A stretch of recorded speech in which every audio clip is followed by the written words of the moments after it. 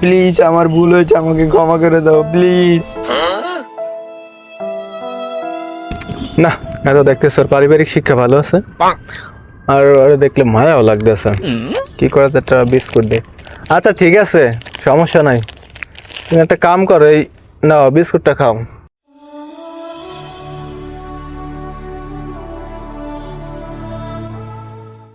মজা তো এক পিট পাড়া দিয়ে মাপছে একটা বিস্কুট পাইছি, আর এক পিট পাড়া দিয়ে মাপছে হলে তো আরো একটা পাম।